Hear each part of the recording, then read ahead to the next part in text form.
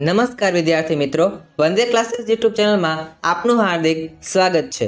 આજના વિડીયોમાં આપણે ધોરણ 11ના અકાઉન્ટ એટલે કે નામાના મૂળ તત્વો વિષયના પ્રથમ પરીક્ષા માટે જે નવી બ્લુપ્રિન્ટ જાહેર કરેલી છે 30% હેતુલક્ષી આધારિત તે બ્લુપ્રિન્ટની સંપૂર્ણ ચર્ચા કરવાના છે।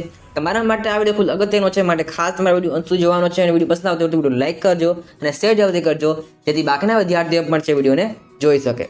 આપણી આ ચેનલ પર ધોરણ 11ના છે પ્રથમ પરીક્ષા માટેના બધા વિડીયો બનાવવામાં આવે છે। તમે જે બધા વિડીયો મેળવવા માટે જરૂરથી આપણી ચેનલને સબસ્ક્રાઇબ કરી લેજો। આ ઉપરાંત તમે જરૂરથી આપણી વોટ્સઅપ ચેનલને ફોલો કરી લેજો।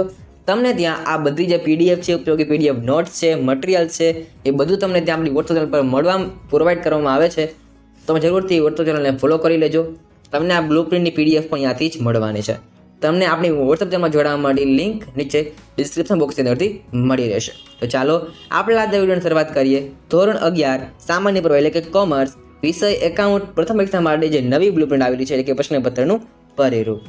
તો કુલ તમારે 50 ગુણનું પેપર આવવાનું છે। તેનો સમય તમારે કુલ 2 કલાકનો અહીં રહેવાનો છે। સૌથી પહેલાં આપેલા છે હેતુઓ પ્રમાણે ગુણભાર।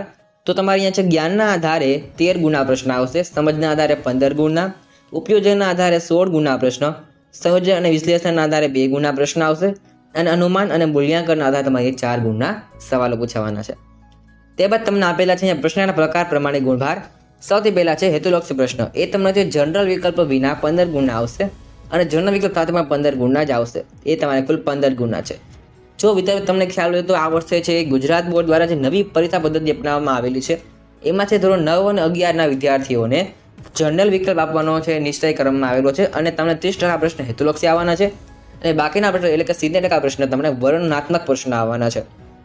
એટલે તમને છે જનરલ વિકલ્પ જોવા મળશે। તે બધા આગળ વાત કરીએ આપણે, તમને આપેલું છે ટૂંક જવાબી પ્રશ્ન 1।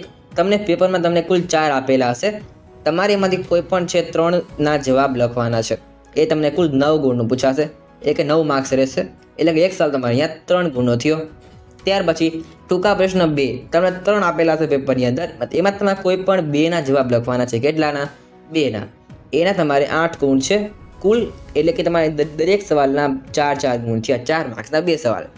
ત્યારબાદ વિસ્તૃત જવાબવાળા પ્રશ્ન તમને 4 આપેલા છે પેપરની અંદર, આમ તમે એમાં તમારે કોઈ પણ 3ના જવાબ છે લખવાના છે। 4માંથી કોઈ પણ 3ના જવાબ, તમારે એ 18 ગુણા રહેશે, એટલે કે એક સવાલ તમારે અહીંયા 6 ગુણનો થયો।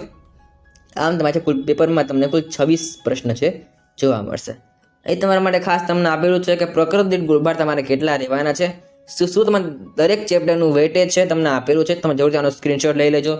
ચેપ્ટર નંબર 1ની વાત કરીએ, હિસાબી પદ્ધતિ અને તેના પારિભાષિક શબ્દ તમને કુલ 2 માર્ક્સનું ચેપ્ટર છે। અને ખાસ વિદ્યાર્થી મિત્રો, આ જે બધા ચેપ્ટર છે એકાઉન્ટના પાર્ટ 1ના છે। તમારે અહીં જે સંપૂર્ણ પાર્ટ 1 ફર્સ્ટ એક્ઝામમાં રહેવાનું છે, પાર્ટ 2ના કોઈ પણ ચેપ્ટર અહીં રહેવાના નથી। ચેપ્ટર નંબર 2ની વાત કરીએ, એક કુલ તમારે 4 ગુણનું છે, ચેપ્ટર નંબર 3 2 ગુણનું છે, ચેપ્ટર નંબર 4 7 ગુણનું છે, ચેપ્ટર નંબર 5 હિસાબી સમીકરણ એક કુલ 4 ગુણનું ચેપ્ટર છે, ચેપ્ટર નંબર 6 પેટા નોંધ 5 ગુણ, ચેપ્ટર નંબર 7 રોકડ મેળ તેના પ્રકારો એ પણ તમારે 8 ગુણનું ચેપ્ટર છે। એમાં તમારે એક દાખલો લાવવાનો છે, મોટો દાખલો। ત્યાર પછી રોકડ મેળ અને તેના પ્રકારો થઈ ગયું। ખાસ આપણો ચેપ્ટર નંબર 8 એ 5 ગુણનું છે, ચેપ્ટર નંબર 9 ખાતા વહી અને ખતવણી એ 8 ગુણનું ચેપ્ટર છે, ચેપ્ટર નંબર 10 કાચું સરવૈયું એ તમારે 5 ગુણનું ચેપ્ટર છે। તો અહીં આમ તમારે સંપૂર્ણ ચેપ્ટર વાઇઝ છે ગુણભાર એટલે કે વેઇટેજ રહેવાનું છે। અહીં તમને આપેલું છે ધોરણ 11 એકાઉન્ટનું પ્રથમ પરીક્ષા માટે જે પ્રશ્નપત્રનું માળખું છે, તે પેપર સ્ટાઇલ તમારે કઈ રીતની રહેવાની છે એ વાત કરીએ આપણે। તો વાત કરીએ સૌથી પહેલાં વિભાગ એની, તમારે વિભાગ એ કુલ 10 ગુણો છે। એમાં તમારા પ્રશ્ન ક્રમ જોવા મળશે 1 થી લઈને 10 સુધીના। એમાં તમને 10 હેતુલક્ષી એટલે કે MCQ તમને આવવાના છે, દરેકનો 1 ગુણ રહેશે। વિભાગ બી તમારે કુલ 5 ગુણનો છે, એમાં તમારે પ્રશ્ન નંબર 11 થી લઈને 15 સુધીમાં 5 પ્રશ્ન આવવાના છે, એક વાક્યવાળા।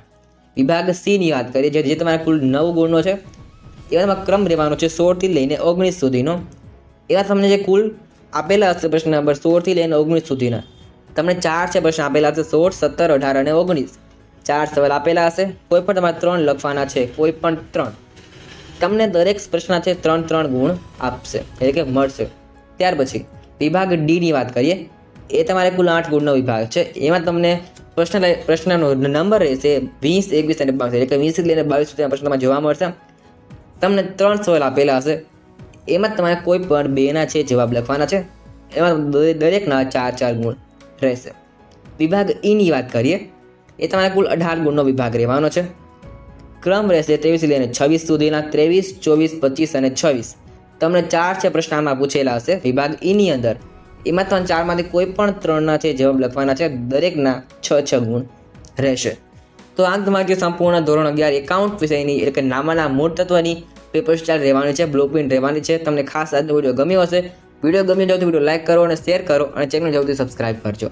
આપણી ચેનલમાં આવા ઉપયોગી વિડીયો છે આવતા રહેશે. આજના વિડીયો માટે આટલું જ. મળતું નેક્સ્ટ વિડીયોમાં. Thanks for watching. All the best. જય હિન્દ. વંદે માતરમ.